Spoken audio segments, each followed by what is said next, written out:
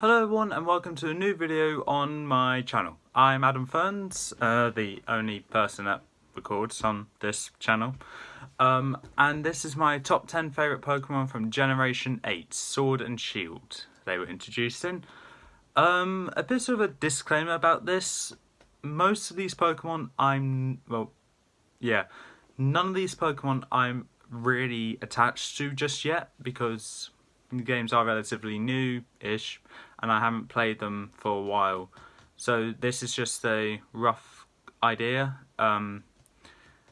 So with the next video, which will be my top 10 favourite Pokemon of all time, none of them are going to be there.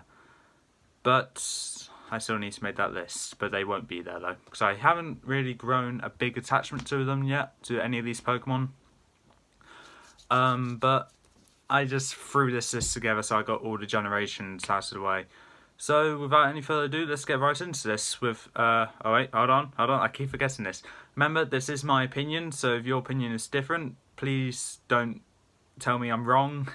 My opinion is what I think is my opinion, what I know is my opinion is what I think and what I know for myself. So please in the comments below your top 10, top 5, even top 3 Pokemon from Generation 8 down in the comments below. I will read them. Even if I don't give a response or heart the comment, it doesn't mean I haven't read it. It either means that I have nothing to respond saying to that, or it's just either I haven't seen it or I don't have anything to respond with. So let's get right into this with the honourable mentions in no particular order being Boltund, Centiskorch and Duraludon. Now with these Pokemon I have not used at all. Boltund and Centiskorch I have because you catch one during a gym trial and the other one's really easy to encounter. Duraludon I have not caught, but it looks pretty cool in its Gigantamax form, but apart from that I haven't really used him that much, and I haven't used him through a playthrough, unlike the others. -1. So, yeah, let's get right into the top 10. 10th place, we have Hatterene. Hatterene is basically the Gardevoir of Gen 8, with being a Psychic Fairy type. And the experience I had of it isn't really memorable compared to the other Pokemon on that team. Because it's it does its work, but it doesn't give close battles, but it doesn't give very one-sided battles either. Honestly, I just use it just to take care of type advantage, so type weaknesses and advantages. So yeah, 9th place we have Obstagoon. Same reason for Hatterene.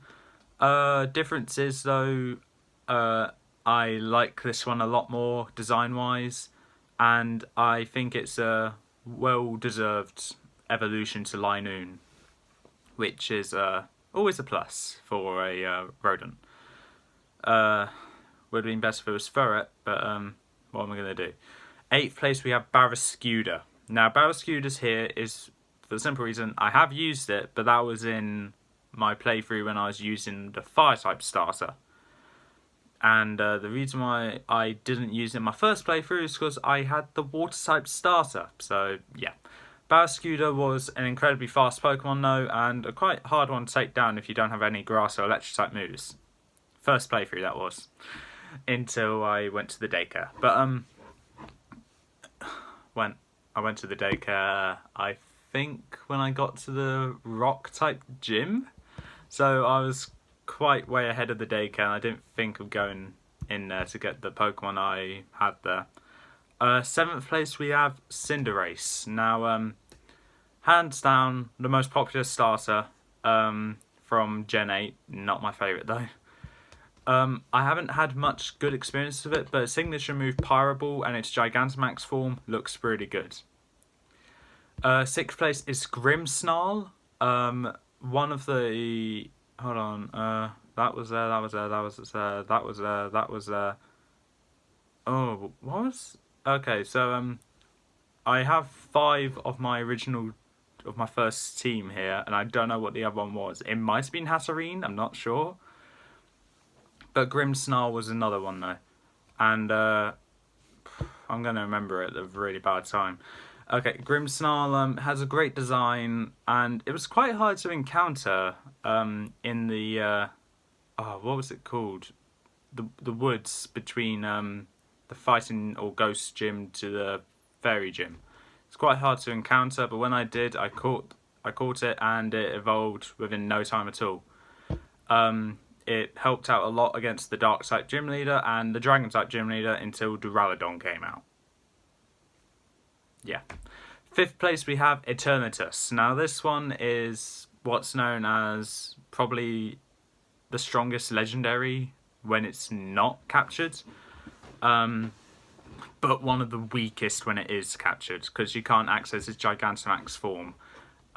This one actually gives Ultra Necrozma a run for its money when you go against it.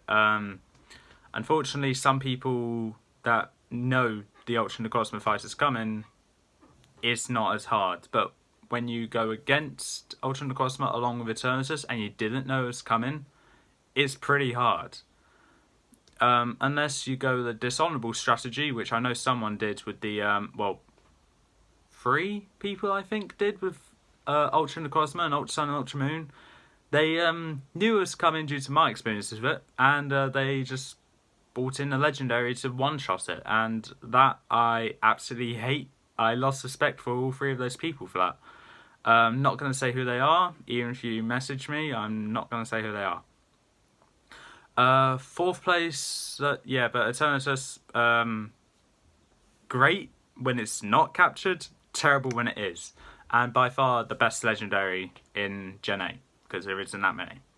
4th place we have Inteleon, the first starter I had in Gala, and it's going to be my favourite. Its Gigantamax form is great, in my opinion, not as good as Cinderace's, but the fact that Inteleon can use its fingers as a gun brings the expression of a finger gun to a whole new level, which I like. Other than that, its design is good, its speed is relatively nice, and I completed the game with it, my first playthrough of it, so I grew a bit of an attachment to it, and I haven't really taught it the moveset, which I'm happy with, because I can't get Ice Beam. I know how to get Ice Beam, it's just really hard. 3rd place is Corviknight, and now from the moment it was revealed, I knew I was going to like this thing, because it looks great, and an updated version of Skarmory, basically. That will probably give Staraptor a run for its money for the best regional bird, but I'm still going to stick with Staraptor for nostalgia, and it was the first Pokemon I ever caught. So Corviknight, unfortunately, no. But it's still a great Pokemon with a great type combination. And it pulled through a few battles, especially against the Fighting type gym leader. The Fairy type, it helped against as well. Rock, yeah, I was actually doing really bad in that one, actually. Dark, no, and it resists the Sandstorm in the Dragon type battle. So yeah, and it defeated Bead in the league. So that's good. 2nd place is Toxtricity. Now this one was going to be my favourite of overall, but I decided that I give it 2nd place as its Gigantamax form is amazing. Its design for regular form is amazing. I have the amped form, by the way, and its signature move Overdrive is a great move. Anything negative to say about it? Not really. The only thing I regret is I wish I had it when I went against the Water-type gym leader, or at least a Toxel. But no, I decided to get Toxtricity before the Rock-type gym. So it was a bit behind for most of it, so I didn't really participate in some battles. But I tried to use it in the Dark-type battle when it's a few levels behind, and it helped. Before I went to the league though, I did make sure it was up to par with the other Pokemon. And I just remembered the other one up to the league, it was Gengar. But then before the league, I replaced it with number 1 as it was a better ghost type in my opinion. And that is Dragapult. And that is the pseudo legendary of Gala. and boy is it a great one. Like I said, I believe it is better than Gengar, which is a bit of a treacherous move because Gen 1 best Ghost type versus the best Gen 8 Ghost type. You may have noticed that none of the Pokemon that I said here are regional variant. Well, technically not regional variants or those slow, bulky Pokemon because I haven't used them. I haven't used most of the Pokemon in the Pokedex for that region. But Dragapult is by far my favourite. Pseudo-Legendary obviously has been my favourite, but that's not the case. The case is that Dragapult is surprisingly really fast, and it took out pretty much every opponent it went against without having to go down. Just spam a Dragon Dance, 1 or 2, then use Dragon Darts or any other move you have on it, and it's actually a good move. Like Dragon Dance goes with Dragapult really well. That and it can take a hit, so pretty good. However, I'm sorry for this video being a bit small, but I can't really explain too much about why I like these Pokemon because due to the fact that they're not very, I haven't had enough time to really get to know them. I just threw the list together as of the Pokemon I knows there and I like, and voila, done. But yeah, we got great Pokemon. I'm happy with the top 4 especially though.